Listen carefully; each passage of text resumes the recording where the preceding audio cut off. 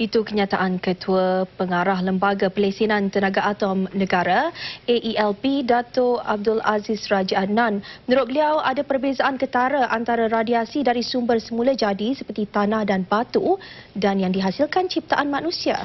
Ikuti bahagian pertama dari 3 laporan khas berhubung isu pembinaan kilang kimia Lynas Corporation di Gebeng, Kuantan di Pahang yang disediakan Karam Singh Walia.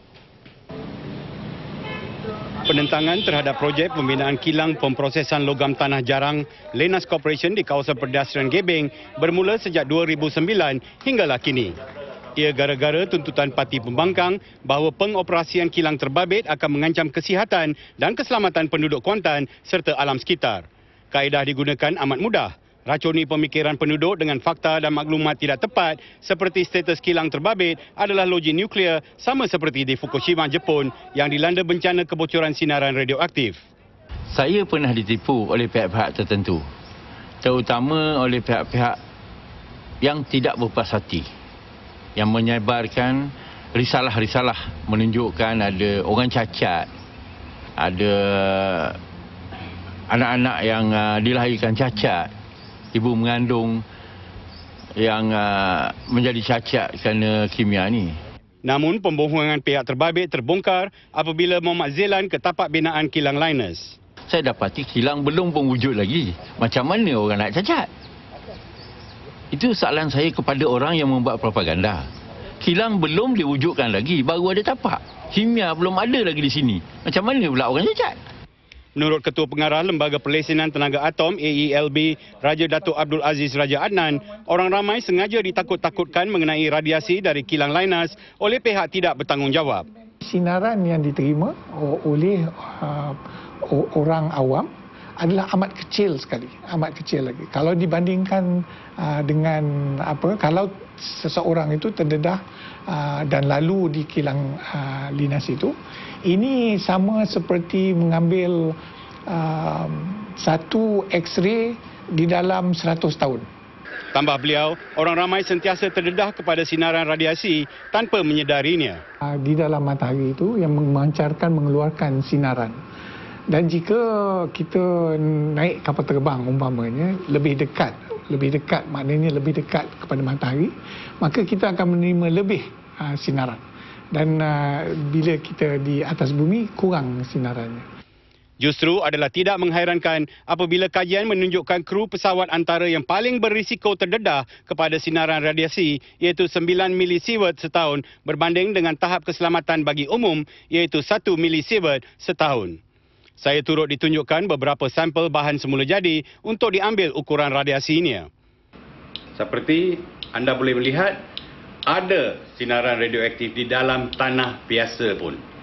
So, apa yang telah digembar-gemburkan di Gebeng ini, semuanya kadang-kala kita kena tengok dengan mata sendiri sebelum kita percayai orang yang mungkin tidak betul. Malah sampel bahan tanah jarang dari Mount Well, Australia yang bakal digunakan untuk menghasilkan nadir bumi di kilang Lynas di Gebeng turut diukur tahap radiasinya.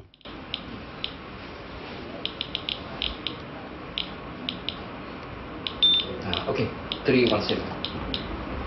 Bacaannya ialah 0.347, iaitu betul-betul di bawah paras yang boleh memudaratkan kesihatan manusia. So apa lagi, bagaimana lagi saya nak meyakinkan orang ramai di Gebeng? Saya pun tidak tahu kerana janganlah kita dengar apa yang dipercakapkan oleh orang yang bukan pakar dalam perkara ini. Ketua Bahagian MCA Kuantan, Datuk T. Lian Ke pula kesal dengan tindakan Ahli Parlimen Kuantan, Fuzia Saleh, yang didakwa beliau adalah dalang menyemai kekeliruan di kalangan penduduk Kuantan.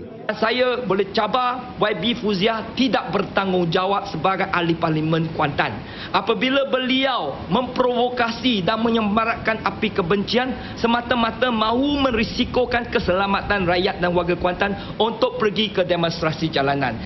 Mungkin ada asasnya jika seseorang ahli parlimen pembangkang sengaja tidak mahu memahami fakta mengenai perbezaan sinaran radiasi semula jadi dan yang berpunca dari buatan manusia seperti di loji nuklear.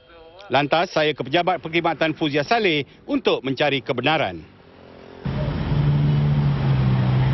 Seperti yang anda dapat lihat, Identity finder ini telah mengesan bahawa ada radiasi dari pejabat Yang Berhormat Fauziah Saleh, Ahli Parlimen Kuantan. Apakah ini bermaksud bahawa pihak berkuasa perlu merobohkan bangunan ini kerana mengeluarkan radiasi? Dari Kuantan, Karam Seng Walia ke Pulau Pinang kali ini untuk meninjau tahap radiasi dari sumber tantalum atau sangga timah yang suatu ketika dahulu banyak dilupuskan di Stadium Bandaraya. Adakah ia berada di tahap bahaya? Ikuti satu lagi laporan beliau. Bersama saya, satu pasukan Lembaga Perlesenan Tenaga Atom Zon Utara diketuai Sahizat Muhammad Saad. Menurut Sahizat, tantalum mampu mengancam kesihatan dan keselamatan umum jika terdedah kepada kuantiti dan dos yang tinggi selain tidak diurus dengan baik. Bacaan di alatan inspektor ini ialah 0.44 microsievert sejam, iaitu sedikit di bawah paras selamat, iaitu 0.5 microsievert sejam untuk umum. Tantalum masih ada lagi di sini, anak bini pun sihat. Kerja cuma banyak ya. Cuma banyak potong rumput tantalum masih ada lagi di sini. Dah berapa lama kerja sini? Saya kerja semua ini selama 13 tahun di sini. So ada sakit-sakit semua? Sakit-sakit tak ada apa, cuma biasa aja. Tak ada leukemia bara? Tak ada apa pun. Tantalum masih ada lagi. Tapi kami buat kerja kat sini semua tak ada masalah apa. So saya dekat 3 tahun kerja sini, tak ada masalah sakit dan apa. Seperti biasa kami buat kerja. Sihatlah. Tadi tak ada. Ya? Anak bini semua tak ada masalah, sihat. Anak tambah satu lagi, semua okey. Tinjauan saya ke pasar lorong kulit di sebelah Stadium Bandaraya Pulau Pinang juga memberikan bacaan sinaran radiasi, tetapi radiasi bersifat semula jadi yang tidak berbahaya kepada umum. Depo bas syarikat Rapid Penang juga saya tinjau dan bacaan sinaran radiasi dari bahan yang dipercayai ialah tantalum diperolehi. So, adakah itu bermaksud bahawa kita perlu merobohkan depo Rapid ni ataupun kita merobohkan Stadium Bandaraya Pulau Pinang saja untuk memuaskan hati seorang yang telah putar belikkan fakta di Gebeng, Kuantan, di Pahang? Ini kerana dos radiasi yang dikesan di sini adalah lebih tinggi dari apa yang diunjurkan pakar di kilang liners di Gebeng nanti. Saya dah kerja kat sini dah 3 tahun kat lorong kulit ni. Kita tahulah tantalum ni masih ada kat sini kat bawah ni. Tapi dia punya efek untuk saya dengan anak isteri saya buat masalah tak ada lagi lah. Tentang radiasi tu dekat mana-mana pun ada kan, pasal kita masih menghirup udara. Saya dah kerja sini selama lebih kurang 1,5 tahun lah. Setakat ni kesihatan masih saya okey lagi. Tapi saya tak rasa apa-apa side effects dari tantalum deposit di sini lah. Ya. Dan anak bini? Semua ada dalam kesihatan yang bagus lah. Umum tidak ditimpa kanser atau leukemia bila berdampingan dengan sinaran radiasi bersifat semula jadi adalah nyata jika kenyataan pekerja-pekerja ini diambil sebagai bukti. Dan pihak yang suka memutarbelikkan fakta berhubung ancaman radiasi, kalau bukan pakar, jangan hayal nak jadi pakar, ibarat musang bertopengkan bulu ayam demi agenda tersembunyi peribadi. Hakikatnya, kita sentiasa terdedah kepada sinaran radiasi dari ribuan sumber termasuk udara, air sungai dan laut, serta tanah, batu dan pasir. Hakikat kedua, selagi sinaran yang diterima itu berbentuk dos kecil, ia tidak memudaratkan kesihatan kita. Bahan pekatan tanah jarang dari mana nadir bumi dihasilkan di Linas sudah pun disahkan pelbagai pakar negara dan antarabangsa sebagai tidak beracun, tidak berbahaya dan tidak larut di dalam air, ibarat 10 kali ukur sekali kerat. Karam Seng Walia melaporkan dari Pulau Pinang. Bukti ahli Parlimen Sungai Petani dari PKR Datuk Johari Abdul ada bersama ia lebih besar dan bertopengkan kerakusan kuasa politik dan saingan perniagaan. Itu didedahkan Menteri Besar Pahang Datuk Seri Adnan Yaakob kepada wartawan Karam Seng Walia berhubung strategi ahli Parlimen Kuantan Fauziah Saleh yang menentang pembinaan kilang terbabit. Ikuti laporan kedua Karam Seng Walia. YB Fauziah mempunyai faedah politik kerana ramai ahli-ahli PKR telah pun meninggalkan PKR di Kuantan di Drama Kota ni, dan beliau perlu cari sesuatu untuk memprojekkan semula imej beliau, dan beliau berjaya kerana adanya kejadian di Fukushima, loji nuklear sana bocor. Beliau gunakan itu untuk menggambarkan seolah Linas juga adalah sebuah loji nuklear, sedangkan Linas bukan sebuah loji nuklear seperti di Fukushima. Status dan sifat kilang liners di Gebeng yang sedang dalam pembinaan saya perolehi dari Ketua Pengarah Jabatan Alam Sekitar, Datuk Rosnani Ibrahim. Ini bukan loji nuklear, ini adalah sebuah kilang kimia kerana mereka menghasilkan bahan kimia. Ya, untuk kegunaan produk-produk yang kita guna tiap-tiap hari di rumah. Contohnya handphone, televisyen yang menggunakan produk-produk yang dihasilkan oleh kilang ini. Beliau ditemui secara kebetulan semasa lawatan kerjanya ke tapak pembinaan kilang liners baru-baru ini. Ia bagi memantau semua syarat kelulusan jabatannya dipatuhi pengusaha projek terbabit. Demonstrasi jalanan yang dicanai pihak tertentu di Kuantan ini bukan sahaja menampakkan muslihat sebenar mereka, malah sudah diduga umum termasuk masyarakat kampung sekitar Kuantan. Yang saya lihat hari ini jelas dipolitikkan oleh Yang Berhormat Fauziah. Ianya mungkin kerana kegagalan dia menunjukkan kebaktian dia kepada rakyat selama ini, maka ini peluang terbaik untuk dia menggunakannya sebagai menunjukkan dirinya sebagai orang yang paling sayang kepada rakyat. Bahazilan turut kesal dengan motif tersembunyi sebenar Fauziah Saleh. Kerana Datuk Najib itu datang dari Pahang, maka inilah tujuan yang terbaik untuk dia nak buat sabotaj kepada Datuk Najib. Pada itu saya ini niat jahat, niat tidak ikhlas, dan saya yakin dia ni tidak langsung ada keikhlasannya di dalam kes isu ini untuk diperjuangkan kepada rakyat. Jelas motif terbabit muncul selepas ketelusan Perdana Menteri memperjuangkan pentadbiran kerajaan di mana rakyat didahulukan sudah mula dirasai umum.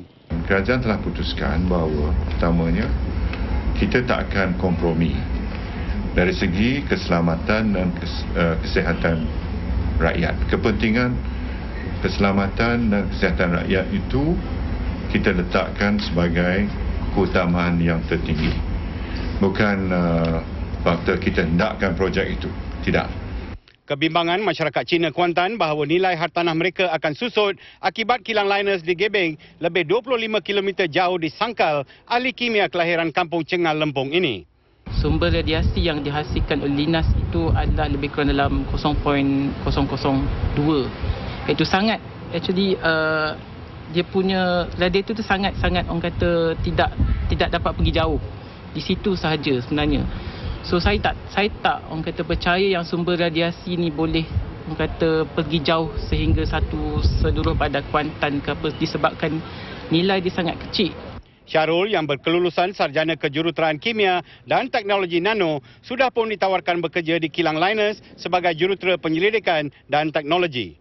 Beliau turut hairan bagaimana umum dengan senang mempercayai maklumat palsu tentang kilang liners. Kalau kita nak bandingkan dengan tahap radiasi yang dibebaskan oleh perokok, iaitu lebih kurang dalam 150. It's about more than 100% actually percentage increment. So kenapa kita dah tahu rokok tu dah 100%, so linas hanya 0.002%. So saya tak nampaklah sumber radiasi boleh menjejaskan kesihatan seperti yang telah digembar-gemburkan oleh banyak pihak. Kebanyakan penduduk tempatan yang ditemui berkongsi pendapat berhubung penabur maklumat palsu isu kilang liners. Yang mana diorang ni bukan pakar. Kita dengarlah cakap pakar. Kalau kita sakit jumpa doktor. Diorang ni sakit jumpa bomo. Lepas tu dia tipu kita. Dia kata ada hantu, ada itu, ada ini. Masyarakat di sekeliling tidak dapat penjelasan yang sebenar. Dan komen-komen daripada segelintir individu yang tidak mempunyai asas dari segi fakta tentang linas ini, kita tak boleh nak mengikut. Oleh kerana kalau kita ikut orang yang tidak mempunyai kewibawaan dan juga fakta-fakta yang diberi itu, oleh kerana dia tidak mempunyai asas yang kukuh untuk memberi komen. Memetik ucapan penggulungan Presiden PAS Datuk Seri Abdul Hadi Awang pada Muktamar Tahunan PAS ke-57 lalu mengenai isu liners. Beliau meminta isu itu dirujuk kepada pakar. Kalau nak tahu pasal kilang liners, tanya kepada pakar. Bukan saya yang cakap ini, tetapi Presiden PAS Datuk Seri Abdul Hadi Awang baru-baru ini di Muktamar PAS 10 Jun lepas. Penduduk Gebeng, jangan mudah makan dengan fitnah yang dilemparkan pihak tertentu kerana kalau nak tahu pasal kelapa sawit, jangan pula tanya kepada pakar getah. Karam Singh Walia melaporkan dari Gebeng, Kuantan. Ahli Parlimen Sungai Petani dari PKR, Datuk Johari Abdul hari ini mencabar penulis blog Papa Gomo supaya mendedahkan video penuh beliau bersama trio Datuk T menuntun rakan